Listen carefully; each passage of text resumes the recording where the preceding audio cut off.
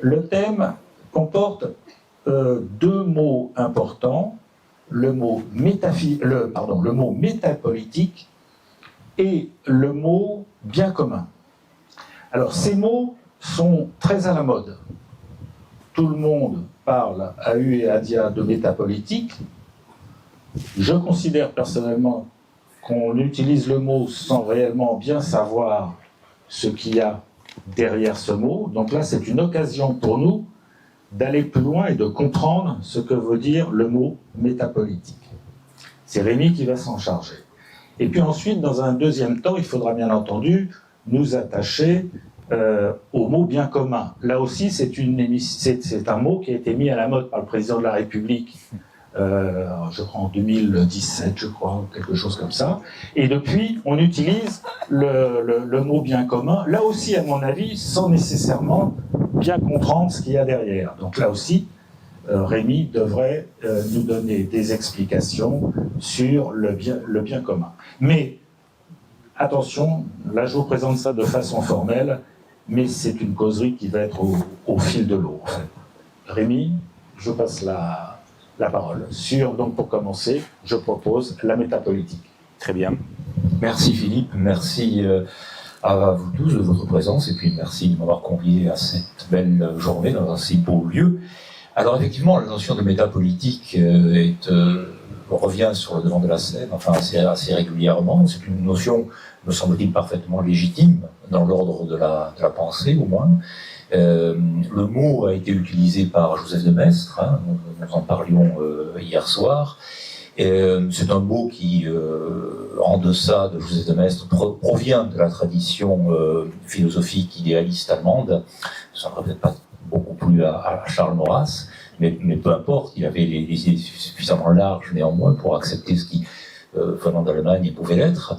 Le mot est assez facile à comprendre. Vous savez, c'est un peu l'analogue de métaphysique dans l'ordre de la philosophie. Ce qui est métaphysique, c'est ce qui se situe au-delà de la physique, c'est-à-dire au-delà de la physis, de la nature.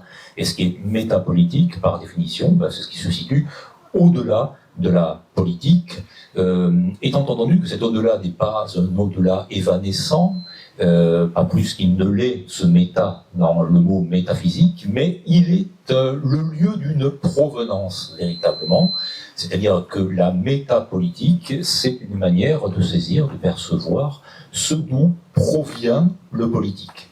Comme la métaphysique est le moyen de savoir, de percevoir dans l'ordre des principes, dans l'ordre, pourrait-on dire, invisible, de quoi procède la nature. Rien n'est plus concret, matériel, tangible que la nature. Rien n'est plus concret, tangible, naturel, au sens de la politique naturelle de Maurras, que la politique elle-même, parce que c'est la cité, tout simplement, c'est la police. Mais en deçà de cette nature-là, il y a une part, que l'on pourrait dire, spirituelle, principielle, philosophique. Et donc la métapolitique, c'est une façon de penser ce dont provient la cité, en quelque sorte. Qu'est-ce qui permet d'édifier une cité, de parler d'une cité, donc de parler d'une société politique, et qu'est-ce qui la fonde, en quelque sorte? C'est important parce que cet aspect métapolitique, qui paraît peut-être assez secondaire et premier, donc c'est ce que je suis en train d'expliquer, de mon point de vue en tout cas, il est premier. Mais lorsque l'on a le nez rivé dans la politique, ce qui est tout à fait normal aussi, dans une perspective d'action, dans une perspective militante, qui plus est dans une période telle que nous la connaissons aujourd'hui, période qui est assez trouble, assez chaotique, cela paraît peut-être un peu inessentiel. Or, pas du tout. Je crois que si l'on ne s'entend pas sur ce qu'est le politique avant de s'engager dans le combat politique, si on ne comprend pas ce qui constitue véritablement une cité, on aura le plus grand mal à édifier quelque chose de solide. Vous savez, c'est comme dans l'évangile, la parabole, hein, celui qui construit sur le sable ou celui qui construit sur le roc. Dans le domaine politique, c'est pareil. Est-ce que l'on construit sur le sable ou bien est-ce que l'on construit sur le roc? Si on construit sur le roc, eh bien, on prend en compte la dimension métapolitique. Alors, je laisse de côté, puisque ce n'est pas un exposé formel et exhaustif, enfin, il ne pourrait pas l'être de toute manière, mais je laisse de côté tout ce qui est ressorti de la pensée dite traditionnelle ou traditionniste ou traditionnaliste. Je pense à des œuvres comme celle de Julius Evola ou René Guénon, qui ont par définition une dimension métapolitique. Mais je voudrais, avant de peut-être d'en passer à la question du bien commun, ou de discuter sur cette question métapolitique, faire référence à Charles Maurras, parce que a priori, on pourrait considérer, compte tenu de ce dont il a été question, l'empirisme organisateur, la politique naturelle de Charles Maurras, on pourrait penser que cette idée métapolitique est au fond très loin des préoccupations de l'action française. Or, je ne crois pas, c'est-à-dire qu'il n'y a pas de contradiction, il n'y a aucune contradiction entre le fait de poser un combat politique à partir de l'analyse de ce que fut l'histoire d'un pays. Bon, grossièrement, les rois ont fait la France, elle se défait sans roi. Bon, ça c'est un constat qui est résumé, bien entendu, mais enfin c'est un constat empirique, c'est un constat constatable, enfin qui est tangible, que l'on peut vérifier, qui se vérifie historiquement. Il n'y a pas de contradiction entre cette méthode empirique, pourrait-on dire, presque positiviste, et une réflexion plus métapolitique, précisément, plus métaphysique, à laquelle Charles Maurras lui-même était intéressé au premier chef, puisque la politique naturelle, qui elle-même est une métapolitique, il a été la trouver où elle se trouve, c'est-à-dire essentiellement chez Aristote, c'est-à-dire essentiellement dans la tradition thomiste et scolastique, même si elle n'est pas la seule, et cette tradition-là ressortit bien évidemment de la métapolitique. C'est-à-dire qu'à partir du moment où vous considérez qu'il y a un certain nombre de principes et de conditions qui fondent un ordre politique digne de ce nom, nous entrons dans le domaine véritablement métapolitique. Alors je ne sais pas, Philippe, si tu souhaites que l'on poursuive sur ce sujet sur métapolitique, ou si on aborde également le côté bien commun.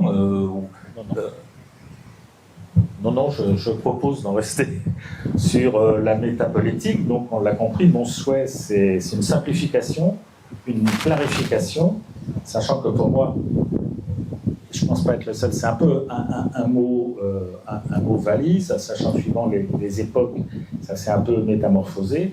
Donc quand j'entends la présentation que tu fais de la métapolitique, je ne peux pas m'empêcher de faire un rapprochement, alors peut-être à tort, ça va être ma question, un certain rapprochement avec la conception de la politique des Maurrassiens.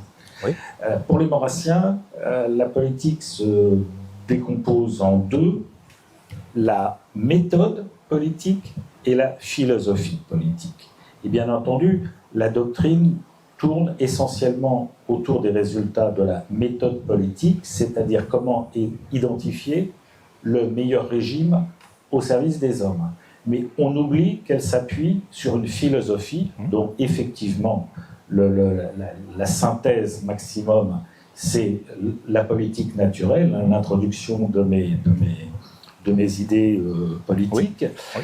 Et dans mes idées politiques, pour la philosophie maurassienne, il y a une conception de l'homme, une sorte d'anthropologie. Donc ma question est la suivante: est-ce que la métapolitique sous-entend une conception de l'homme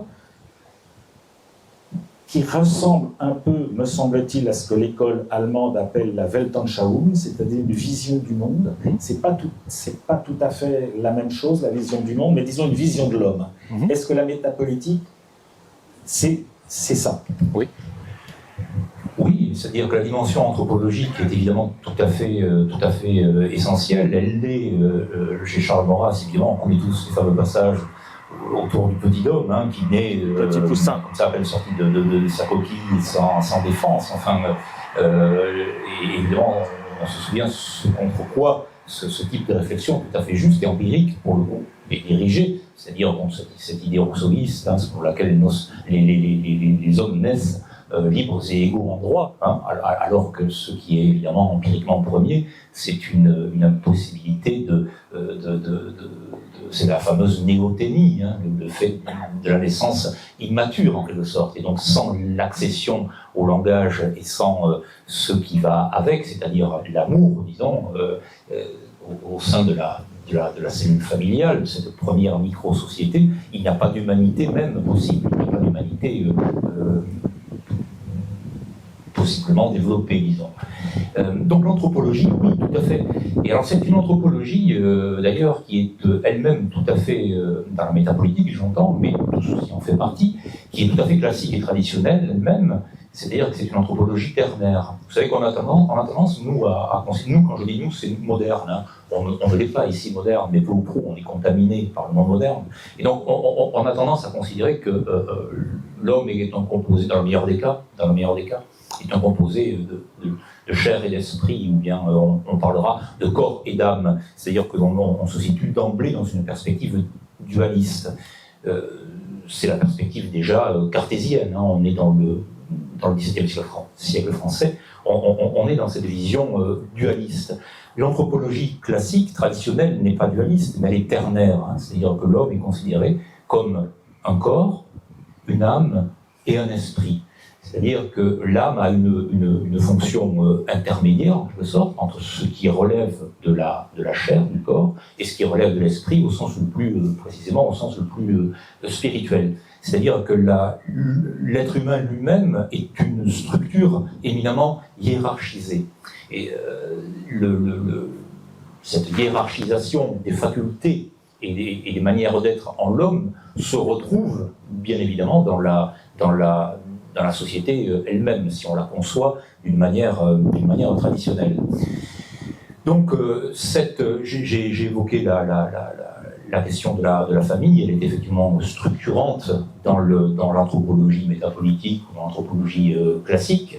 C'est un élément cardinal parce que, là encore, contrairement à la manière dont on va raisonner ou déraisonner dans le monde moderne, on va faire en sorte que le maître étalon soit l'individu, et l'individu, c'est-à-dire l'unité, la particule élémentaire, comme dit Michel Houellebecq, c'est-à-dire le maître étalon de la société, ou de la dissociété, comme dit Marcel Decourt, ce sera l'unité numérique pure, et non pas le groupe familial. Et ensuite, évidemment, l'association des familles formant la cité, formant la province, avec tout ce qu'Aristote appellera les communautés naturelles. Donc le discours anthropologique, en effet, est tout à fait essentiel. Vous comprenez bien qu'on ne construit pas la même cité, même si je parlerai d'un côté de cité et de l'autre côté de dissociété, en reprenant la formule de Marcel Decourt. Nous vivons dans une dissociété, quelque chose de divisé, de séparé. D'un côté, donc, si l'on considère que la famille, le développement d'un individu passe d'abord par l'intégration familiale, par le langage, par l'amour, par la fameuse caritas, la charité dans le domaine chrétien. Si on considère donc que cette cellule de base, c'est la famille, ce que vous allez édifier n'a rien à voir avec ce qui sera détruit précisément dans la vie de société à partir du moment où l'on considérera l'individu comme la mesure de toute chose, et comme le maître étalon, et qui plus est, un individu complètement désaffilié, complètement déraciné, un individu qui n'aura rien d'un être de chair, qui n'aura aucune provenance. Je reprends ce terme initial à propos de la métapolitique, donc, cette idée d'une provenance de la cité. L'individu en lui-même, l'individu ne provient de rien du tout, et n'est lui-même rien du tout. Il ne sera ni fils ni fille, il ne sera ni père ni mère, ni frère ni sœur, etc., etc. C'est ça la cellule de base du monde libéral moderne.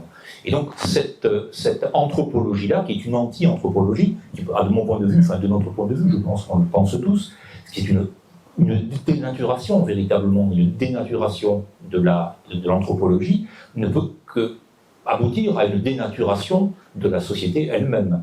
Et vous voyez comment le vocabulaire est lui-même essentiel. J'ai parlé de dissociété avec Marcel Decourt, de société. Vous voyez comment se profile l'opposition, là aussi très classique, et que l'on doit à la tradition allemande, je pense au livre de Ferdinand Tönnies qui s'appelle Communauté et société. Vous voyez comment on va orienter la police, disons la cité, soit du côté de la communauté, soit du côté de la société. Si on prend une anthropologie classique, une anthropologie traditionnelle, donc ternaire, dans ce domaine métapolitique, et donc communautaire, le point de départ donc, sera la communauté familiale. On est déjà d'emblée inscrit dans une lignée, dans un héritage, avec toute la part d'ailleurs d'hérédité également. Hein. La part biologique est tout à fait... Il n'y a pas de raison de la rejeter, il n'y a pas de raison de la minorer, ni de la maximiser d'ailleurs, c'est pas le problème. Hein. Mais si on entre dans ce registre-là, on se situe d'emblée dans une perspective communautaire. À l'inverse, si on prend l'individu comme mesure de l'homme, comme générique avec un H majuscule, comme mesure de toute chose, et l'individu donc désaffilié, désincarné, désenraciné, déraciné, donc, comme maître étalon, nous n'aurons plus affaire à une communauté, mais nous aurons affaire, dans un premier temps au moins, à une société. Et avec tout ce que cela implique d'ailleurs en termes contractuels. On va contractualiser. C'est le grand thème rousseauiste, c'est le thème de Hobbes en philosophie politique moderne. Il n'y a pas de communauté originelle qui fonde un peuple, il n'y a que des individus contractants. Voilà, qui vont contracter. Alors toi t'es français, ouais, aujourd'hui moi je suis français. T'es un homme, ouais, aujourd'hui je suis un homme. Bon, mais demain je vais contracter différemment, je me sens une femme. Tout ce que l'on a, tout ce qui est aujourd'hui, qui résulte du transgenrisme, du wokisme, etc., tout ceci est rien n'est plus actuel, on est dans la métapolitique, mais on est vraiment dans l'explicitation de notre bel aujourd'hui, dirait-on, ironiquement bien sûr, avec Mallarmé. Vous voyez comment les choses peuvent se conditionner selon que l'on envisage une anthropologie classique ou une anthropologie qui n'est plus. Et à terme même, ça c'est la troisième étape, la première étape, la communauté, disons la France réelle, hein, le pays réel, la communauté. Deuxième étape, la société, donc si on veut le pays légal, hein, la construction juridique, le contrat.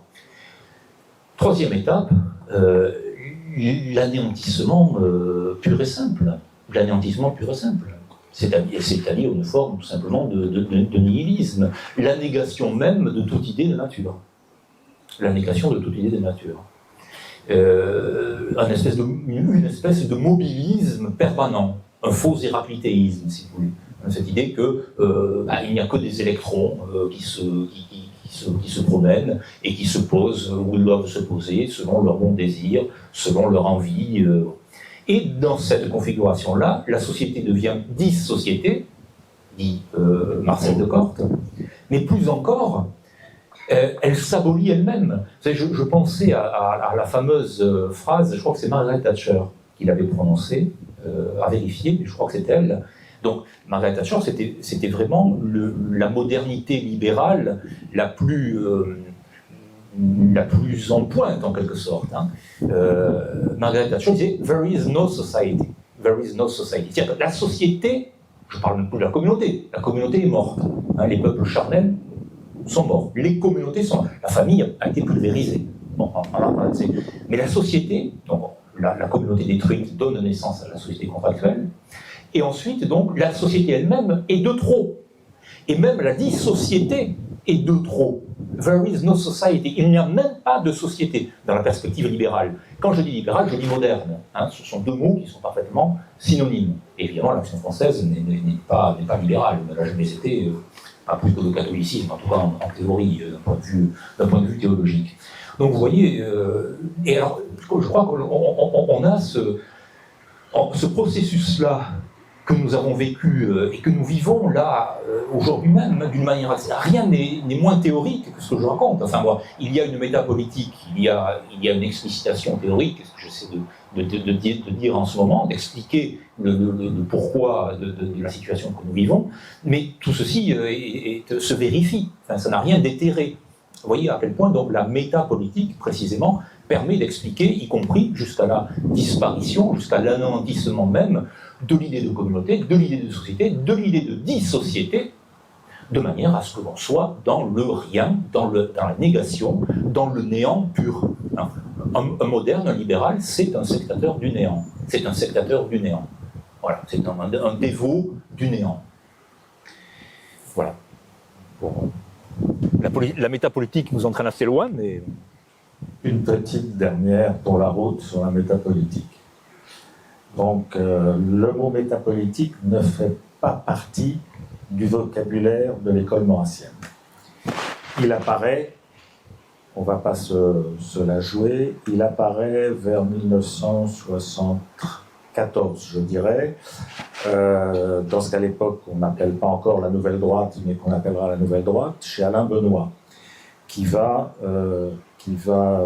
élaborer le concept de gramscisme de droite.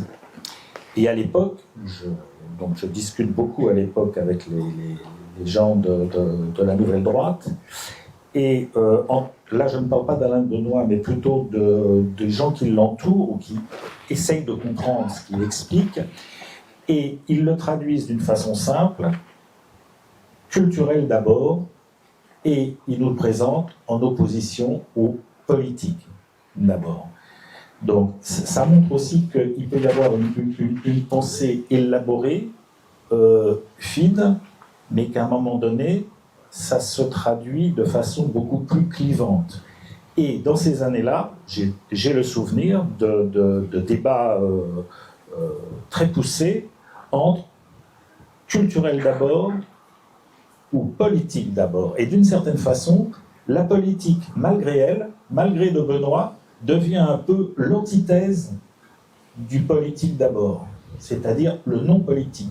Et ce qui ne me semble pas nécessairement être faux, puisqu'il me semble que chez Heidegger, la métapolitique s'apparente pas mal à l'imaginaire. Et donc là, on est loin de la politique.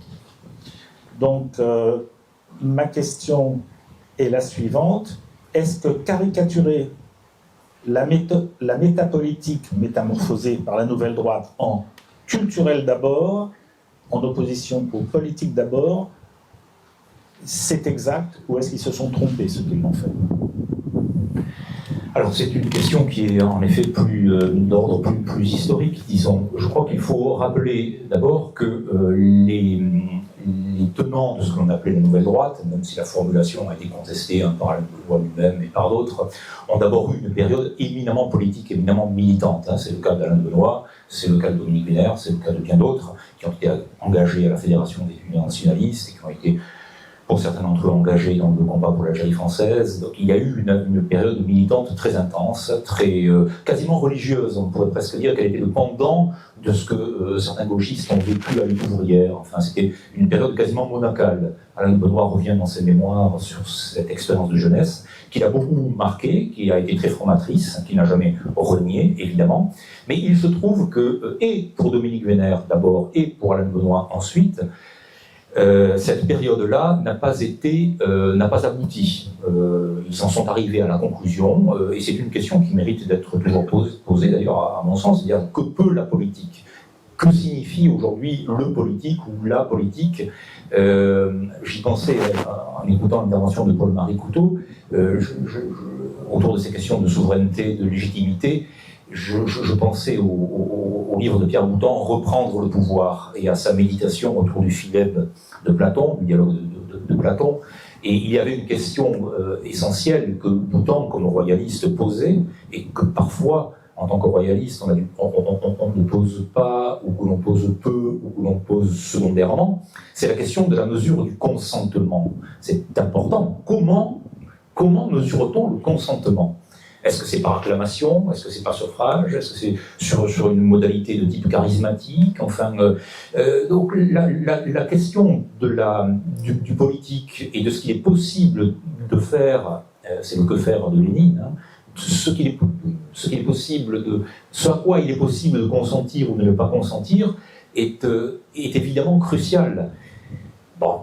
On est dans une période très très chaotique, donc assez bousculée. Il y a des espérances, beaucoup d'espérances de la part de certains de nos compatriotes suite au processus électoral qui se poursuit, qui s'est ouvert et qui va se poursuivre. Que peut l'élection? Est-ce qu'il faut que faut-il espérer comme disait Kant, que m'est-il permis d'espérer? Est-il possible d'avoir une espérance dans l'ordre électoral d'un point de vue démocratique? Enfin, bon. Donc l'option qui a été privilégiée par Alain de Benoît, par Dominique Vénère, qui tient aussi d'ailleurs à leur nature. C'est surtout vrai pour Alain de Benoît, peut-être un peu moins pour Dominique Vénère. Dominique Vénère était un homme d'action au départ. Il avait véritablement une vocation, dirait-on en termes traditionnalistes, de kshatriya, de guerrier. Il l'a été en Algérie. C'était un homme qui a fait le coup de poing, etc. Alain de Benoît avait, lui, d'emblée, une vocation beaucoup plus contemplative. Alain de Benoît a beaucoup cité Raymond Abellio, à qui il a été très lié, qui distinguait des hommes de connaissance des hommes de puissance. Quand on est un homme de connaissance, il ne faut pas se prendre pour un homme de puissance, et quand on est un homme de puissance, il ne faut pas se prendre pour un homme de connaissance. C'est la distinction classique entre le brahman et le kshatriya, pour me référer aux doctrines hindoues du Veda. Donc ce sont des gens qui se sont retrouvés, et qu'il était profondément, pour Alain de Benoît, plutôt brahman, disons plutôt spirituel, plutôt contemplatif, plutôt intellectuel, pas au sens moderne du mot, mais au sens plus traditionnel encore, des hommes de l'esprit, plutôt que des hommes d'action. Alors, ça n'empêche pas qu'il y ait que cette école de pensée, il y a eu deux grandes écoles dans la société française contemporaine, il y a eu deux grandes écoles de pensée, il y a deux grandes écoles de pensée, c'est l'école d'Action française évidemment, qui est la plus ancienne, et c'est bon, nous savons tous évidemment quelle est son histoire, et quelle est sa vie et sa réalité, et la nouvelle, ce qu'on appelle la nouvelle droite, donc qui est aussi une grande école de pensée. Ce sont des écoles de pensée exclusivement concernant la nouvelle droite, c'est-à-dire qu'il peut y avoir à titre individuel des manifestations d'engagement politique, il y en a toujours, enfin c'est le cas aujourd'hui encore.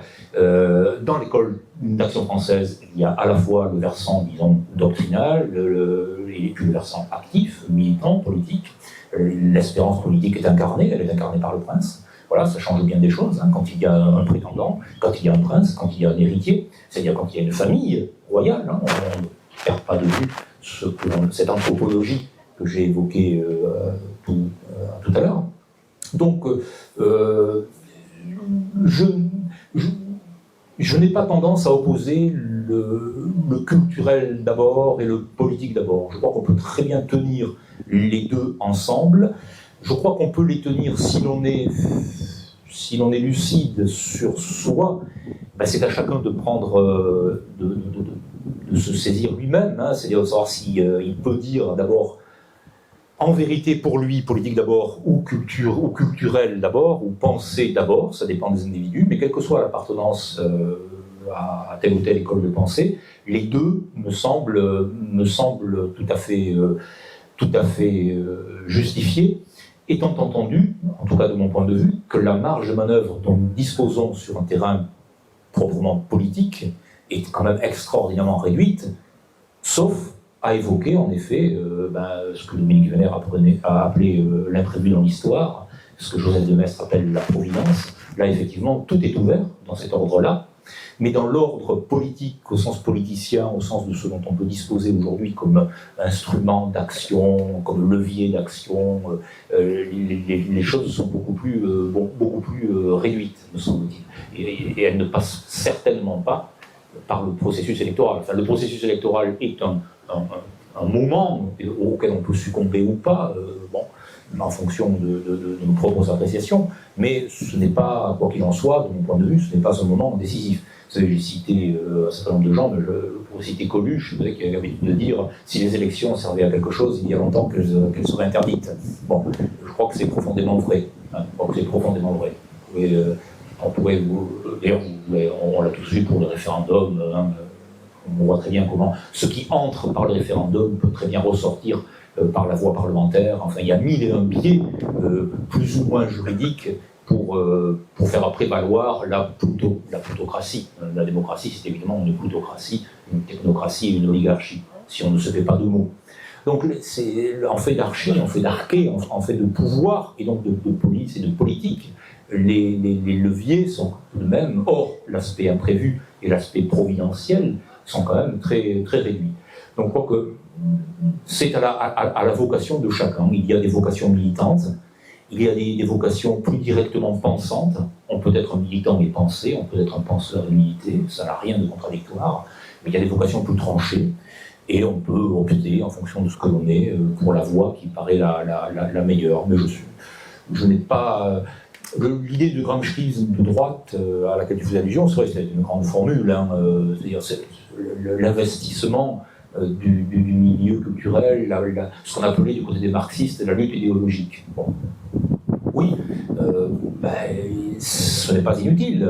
C'est sur le long terme, bien sûr, mais on voit à quel point, aujourd'hui, un certain nombre d'idées qui étaient les nôtres depuis des décennies ont pénétré dans la population, sont devenues plus familières, y compris l'idée d'identité, même si on peut la discuter non pas dans sa validité, mais dans sa profondeur et dans sa nature.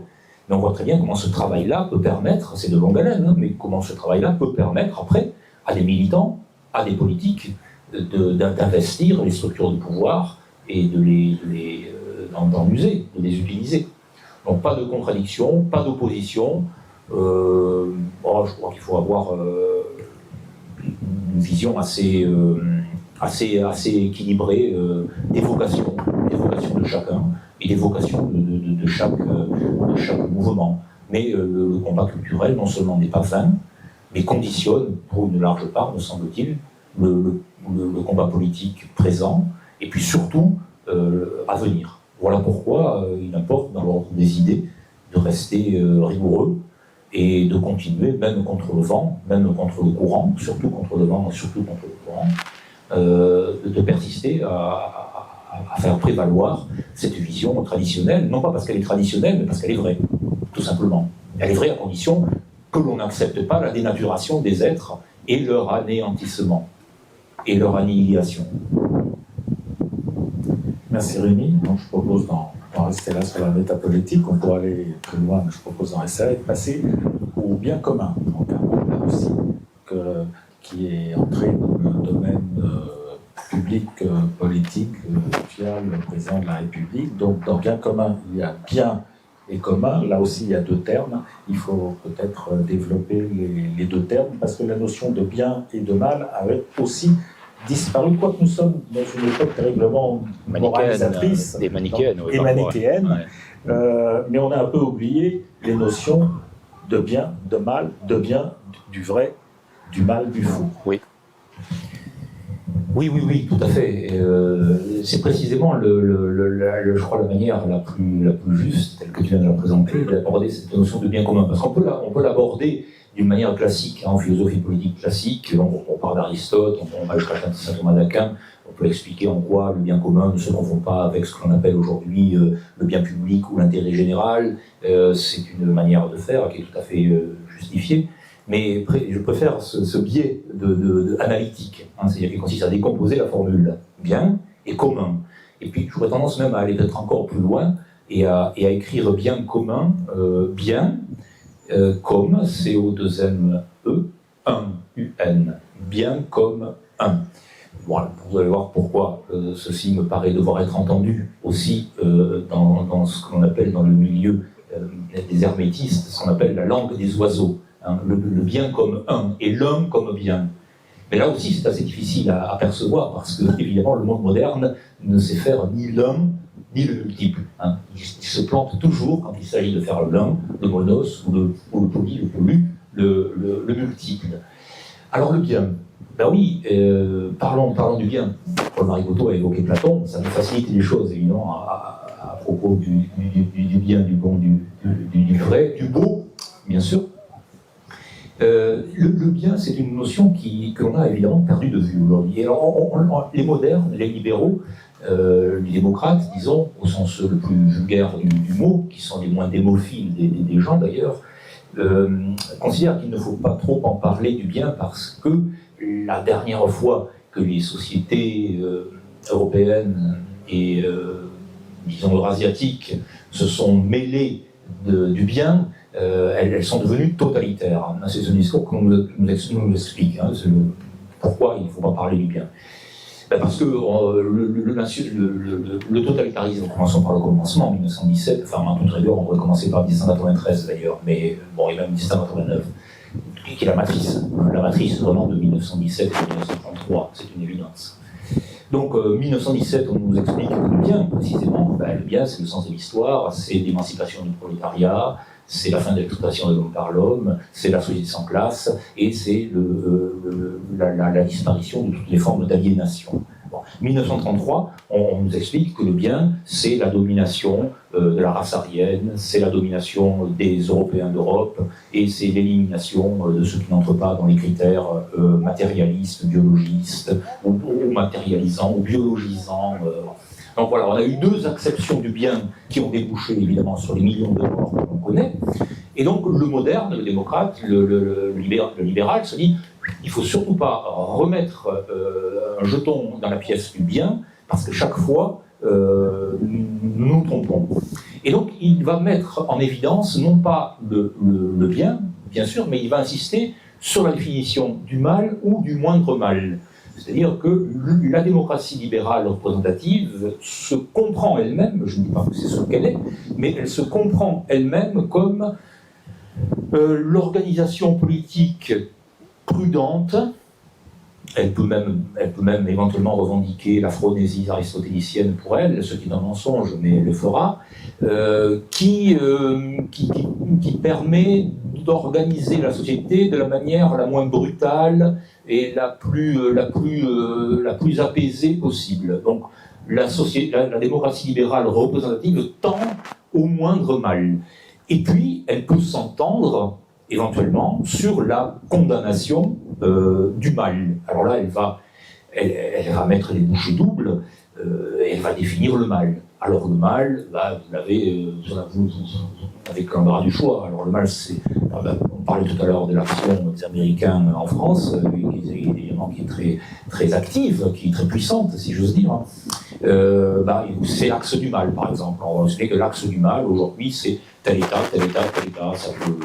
On va le faire d'ailleurs sur un mode puritain, on va le faire sur un mode très évangéliste, sur un mode très protestant, sur un mode très messianique, on va le faire à l'américaine. On va donc désigner le diable, le démon, qui lui-même est donc susceptible d'avoir plusieurs masques, plusieurs visages, mais on ne va absolument pas penser à une puissance bonne, à une puissance du bien, à une puissance de l'être même, puisque tu parlais d'Heidegger tout à l'heure et de l'imaginaire. Moi, contrairement évidemment à ce discours classique de la démocratie bourgeoise, dirait-on, d'un point de vue marxiste, la démocratie libérale et représentative, je crois qu'il n'y a pas de pensée politique digne de ce nom si l'on obère cette dimension du bien, c'est-à-dire si le bien n'est pas à l'horizon, non pas un bien défini dans l'ordre temporel, mais dans l'ordre spirituel. C'est-à-dire que si on obère l'existence même d'une dimension bénéfique dans l'ordre spirituel, là, je crois que précisément tout est possible. C'est Dostoïevski qui disait si Dieu n'existe pas, tout est possible. Si l'on obère cette dimension-là, si on la nie, si on la renvoie à cela seul dont ont été capables les sociétés modernes, c'est-à-dire les totalitarismes, les totalitarismes sont des manifestations de la modernité la plus grande. Ce ne sont pas du tout, ce ne sont que très superficiellement des manifestations traditionnelles, enfin, ce sont des manifestations contre-traditionnelles ou para-traditionnelles. Il n'y a pas de différence philosophique entre la démocratie et le totalitarisme. On s'en apercevra, je le crains d'ailleurs, de plus en plus. On s'en est aperçu au moment du covidisme. On aura, hélas, vraisemblablement, si on ne fait rien, si on n'est pas plus actif, on aura vraisemblablement d'autres occasions de s'en rendre compte. La distinction entre totalitarisme et démocratie telle qu'elle a été posée par Hannah Arendt, je crois, elle-même doit être remise en cause. Et vous voyez d'ailleurs en quoi l'idée royale, l'idée de la royauté peut être en recours dans ce face-à-face dans ce pseudo face-à-face du démocrate et du totalitaire, hein, qui organise là aussi une forme de théâtrocratie. Repoussoir, épouvantail, bon, l'idée royale peut-être en particulier, et quasi exclusivement pour nous autres Français, comme disait Bernanos, peut être véritablement un recours pour éviter ce face-à-face fallacieux du totalitaire et du démocrate. Donc, le bien comme puissance. Le bien comme puissance. Et puis, vous voyez pourquoi, d'ailleurs, les modernes, je pense à Bertrand Russell, se sont acharnés contre Platon, et pourquoi ils ont fait de Platon, et de la République de Platon, le prototype du totalitarisme, ce qui est faux. La République de Platon, d'abord, c'est une conception de la cité qui n'a rien de matériel, de concret. C'est une vision de la société qui est en correspondance avec le corps, l'anthropologie dont on parlait, la tripartition des êtres. C'est une cité qui est construite à partir de la relation entre ce qu'on appelle le microcosme et le macrocosme. Hein. Ça n'a pas une vocation d'incarnation politique. Mais vous voyez, Russell a écrit la société ouverte et ses ennemis. Vous voyez, la promotion de l'Open Society de George Soros. Bon, c'est ça que l'on, c'est ça qu'ils se battent pour ça. C'est ce qu'ils appellent la société ouverte.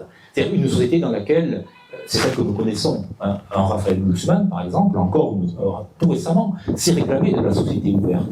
Et donc de George Soros et de tout ce qui va avec. C'est-à-dire des flux libéraux dans tous les sens, de la liquéfaction, de la liquidation de la société et de la dissociété, et puis de cette évanescence dernière que j'ai évoquée.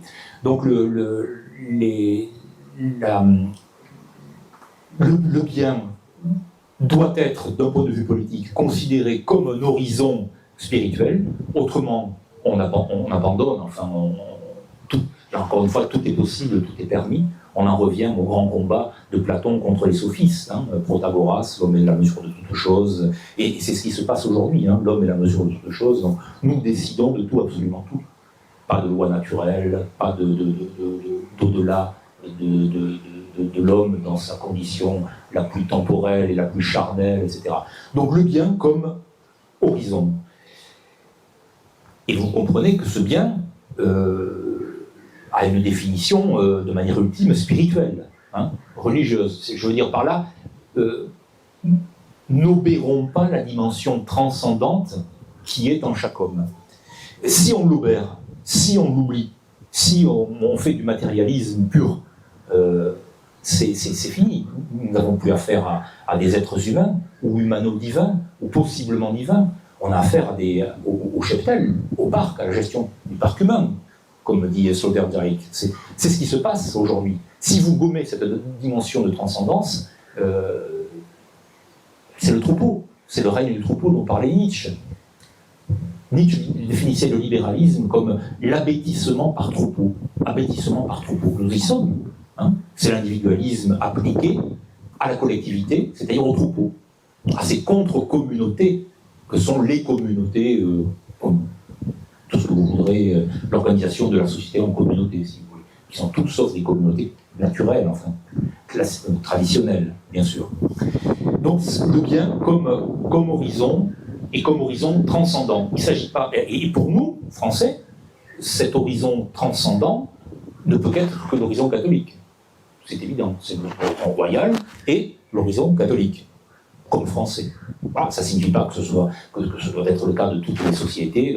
Donc, de la même manière que le roi, l'idée royale peut être en arrière-plan, en arrière-fond, contre cette fallacieuse opposition du démocrate et du totalitaire, de même, l'idée de bien, d'un bien, comme dit Platon, hein, avec un U majuscule, l'un bien, doit être à l'horizon de toute politique temporelle. Et ça, c'est la grande dialectique, évidemment, entre l'autorité spirituelle et le pouvoir temporel, qui a été si compliqué tout le long de l'histoire européenne. Bien. Donc le bien comme dimension transcendante, sacrée, sacrale. N'y renonçons pas, parce que si on y renonce, on renonce à notre propre humanité. Et on devient bestiaux. des bestiaux, véritablement, c'est ce qui se passe. Et puis le deuxième terme, donc le commun, alors bien comme un, c'est ce petit jeu de mots, cette manifestation, cette entente, ou cette écoute de la langue des oiseaux, donc le bien comme un, comme unité. Unité qui n'exclut pas évidemment le poly, c'est-à-dire le multiple, la multiplicité. La société, on le sait très bien, mais la société française royale, le pays était organisé en communauté, en hiérarchie, en métier, en province, etc. C'est-à-dire que la conjugaison de l'un et du multiple était en quelque sorte organiquement et vitalement enrobée. Enfin, c'est un fonctionnement, je n'aime pas trop le mot de fonctionnement parce qu'il est mécanique, mais il y avait là quelque chose de charnel et d'organique dans la relation de l'un et du multiple, l'un le roi, le multiple le peuple et son organisation. Vous savez, j'aime beaucoup Pierre Boutan aimait beaucoup citer cette phrase, alors qu'il l'associe à Jean Paulhan. Je ne sais pas si c'est lui qui en est l'auteur ou pas, mais lui, Boutan l'associe à Jean Paulhan. Jean Paulhan disait de la monarchie, il y avait des sympathies royalistes, non dites mais réelles. Il disait la monarchie, c'est l'anarchie plus un. La monarchie, c'est l'anarchie plus un. Bon, voilà comment on fait l'un qui n'est pas l'un totalitaire, qui n'est pas l'un moderne. Et voilà comment on peut faire le multiple, et tout ceci non pas à partir d'une architecture livresque, mais à partir d'une organisation vitale, à partir d'un fonctionnement vital. Et puis il y a le commun. Donc, le commun, l'un bien, et le commun, là aussi, c'est l'idée communautaire, c'est la communauté, et la communauté passe par l'incarnation. Quand on est royaliste, on a le goût et le sens de l'incarnation. C'est pour ça que ce que je dis peut paraître abstrait, mais ça ne l'est qu'à la condition que le principe, c'est-à-dire le prince, soit incarné. Et pour tout royaliste, évidemment, le principe est incarné dans le prince. Donc le principe, c'est peut-être ce qu'on peut appeler la métapolitique, et le prince, c'est le politique lui-même. Donc le commun, c'est la communauté, et c'est la communauté en tant qu'organisation organique, en tant qu'organisation charnelle. C'est ce qui s'oppose à ce que j'avais présenté au tout début de ce dialogue, c'est ce qui va s'opposer à la mécanique, là encore l'opposition entre l'organique et le mécanique est très classique, aux mécaniques contractuelles juridiques de la société et de la vie société. Lorsqu'on se met ça Péguy, l'œuvre de Péguy, qui était un républicain un peu particulier, parce qu'il avait une idée très royale de la République, notre royaume de France, Péguy l'a parfaitement conçu, pensé, vécu. C'est-à-dire que lorsqu'on se met à raisonner véritablement, lorsqu'on se met à chercher des raisons, c'est qu'un régime d'organique est devenu mécanique. C'est-à-dire qu'il est devenu cadavérique, il se réduit en cadavre, à un Frankenstein qui est agité par des courants électriques et par des mécanismes, c'est augmenté déjà. Alors que la communauté, quand la communauté est vivante, la communauté naturelle, donc les communautés naturelles, le commun va de soi. Vous n'avez pas à y rêver, il va de soi.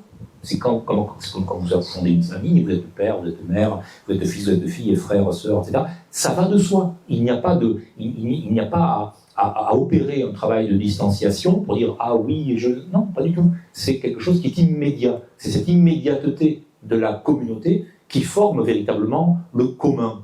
Et quand on se met là, encore une fois, comme disait Paul-Marie Couteau, ou la chose, citant Monterland, ou l'achosement qu'on y met le mot, alors effectivement, lorsqu'on se met à parler, surtout les modernes, évidemment, de biens communs, et même d'intérêt général ou de biens publics, c'est que ça a complètement disparu. Je me suis amusé, je ne pensais pas vous le citer, mais j'ai été voir sur X, anciennement Twitter, j'ai trouvé alors là, je vous le cite quand même parce que ça vient dans notre conversation, un tweet de Bernard-Henri Lévy. Pardonnez-moi de citer ce triste cire, mais c'est pour rire, c'est pour rire. Voilà ce qu'il a tweeté. C'était avant-hier, je crois, mais j'ai gardé le... Étrange parfum de défaite, insupportable résignation à l'alternative hideuse Mélenchon-Bardella.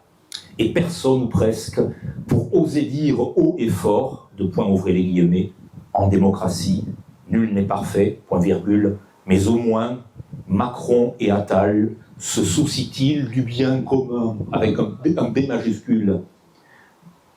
Point final, fermez les guillemets, suicide annoncé d'une nation. Et où on en est? BHL, le bien commun, et écrit correctement en plus avec un B majuscule, hein, à propos de Macron et Attal. C'est énorme, c'est énorme, c'est énorme. Vous voyez le degré de...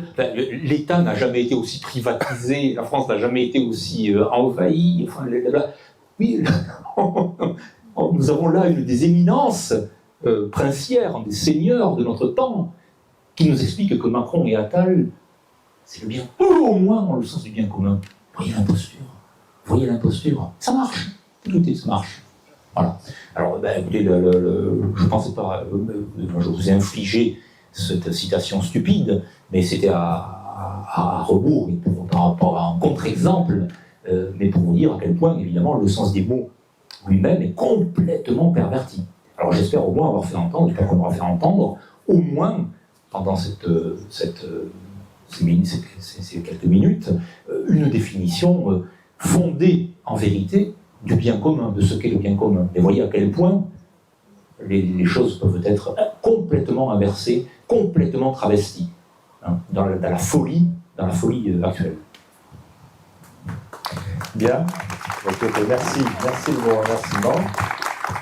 J'espère qu'on y voit un petit peu plus clair, à la fois sur les termes de métapolitique et de bien commun.